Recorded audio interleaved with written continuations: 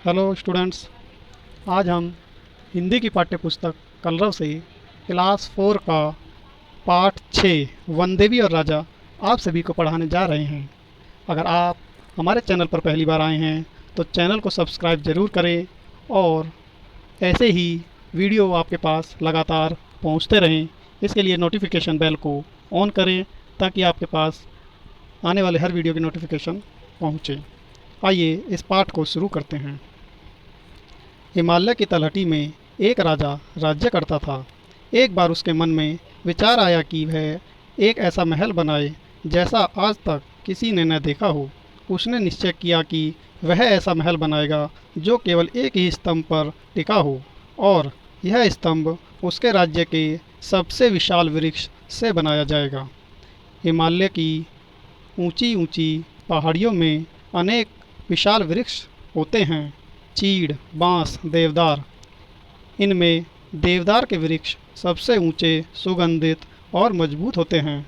देवदार का अर्थ है देवताओं का वृक्ष।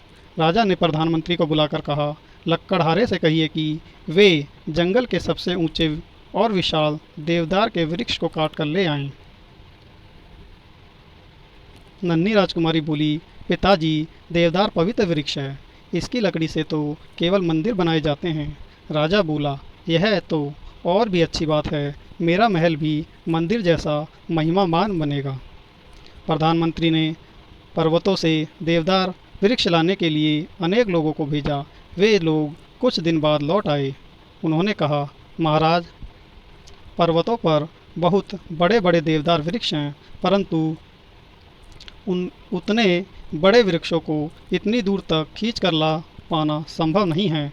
राजा ने राजकुमार से कहा, अपने घुड़सवारों को लेकर जाओ और घोड़ों से वृक्ष को खिंचवा कर यहाँ ले आओ। राजकुमार कुछ दिनों में ही घोड़ों के साथ वापस आ गया। उसने कहा, महाराज, वे वृक्ष इतने विशाल हैं कि हमारे घोड़े उन्हें 1 इंच भी नहीं हिला पाएंगे। राजा ने कहा, ठीक है, अब तुम हाथियों को लेकर जाओ और वृक्ष को लेकर आओ। हाथी ऊंचे ऊंचे पर्वतों पर चढ़ नहीं पाए और राजा के कारिंदे वापस आ गए। राजा को बहुत क्रोध आया। वह बोला, यदि पर्वतों से देवदार का वृक्ष नहीं लाया जा सकता है तो मैदान में तो कोई ऐसा विशाल वृक्ष होगा। ऐसा वृक्ष ढूंढकर 7 दिन में यहाँ लाया जाए। राजा के कारिंदों को महल के निकट ही एक वृक्ष मिल गया। आसपास के गांव के लोग सदियों से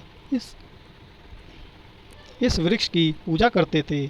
वह वृक्ष दिव्य, मजबूत तथा विशाल था। उस वृक्ष पर वनदेवी का वास था। गांव के लोगों को जब यह ज्ञात हुआ कि राजा ने उस वृक्ष को काटकर उससे अपने महल का स्तंभ बनाने का निर्णय कर लिया है तो उन्हें बहुत दुख हुआ।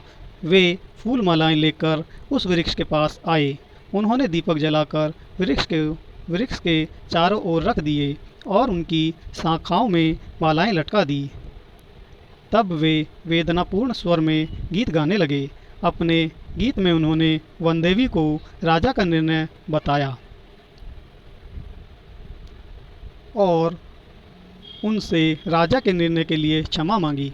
वनदेवी ने लोगों की पुकार सुनी। शीघ्र ही वृक्ष की पत्तियां सरसराने लगी और उसकी ऊपर की शाखाएं नीचे झुक आई। लोगों को ज्ञात हो गया कि वनदेवी ने उनकी बात सुन ली है।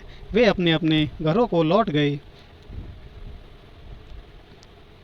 उस रात राजा अपने महल में निंद्रामग्न था। अचानक उसके स्वप्न में चमकते हुए पत्तों के परिधान में लिपटी एक दिव्य मूर्ति प्रकट हुई।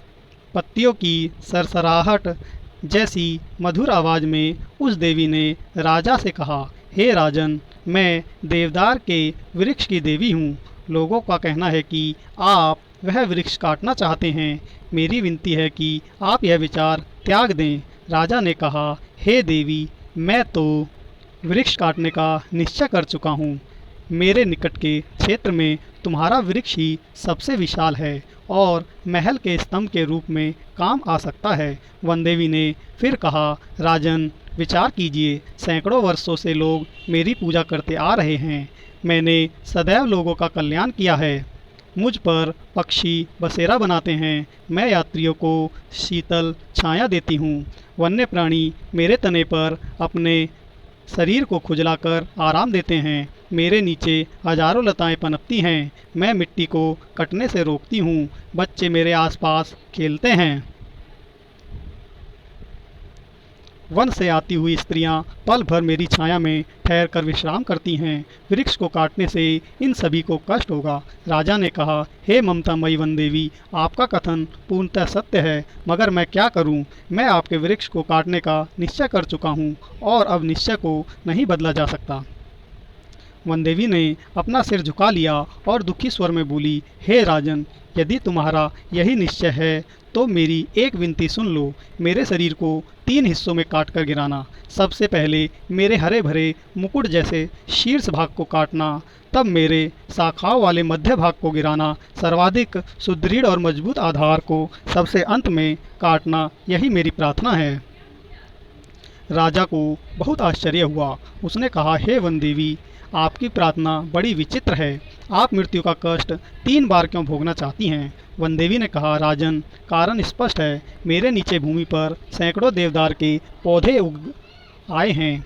यदि मुझे एक ही बार में काट कर गिराओगे तो मेरे भार से यह सभी पौधे नष्ट हो जाएंगे। यदि मुझे 3 बार थोड़ा थोड़ा करके काटोगे तो संभवतः कुछ पौधे बच जाएं, तो बड़े होकर फिर लोगों के काम आएंगे।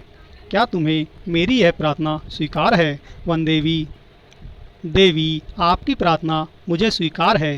राजा ने कहा। देवी स्वप्न में विलीन हो गई। दूसरे दिन राजा ने अपने परिवारजनों, मंत्रियों, दरबारियों और जनता को बुलाकर कहा, अब मेरे महल का स्तंभ देवदार के तने के स्थान पर पत्थर का बनेगा।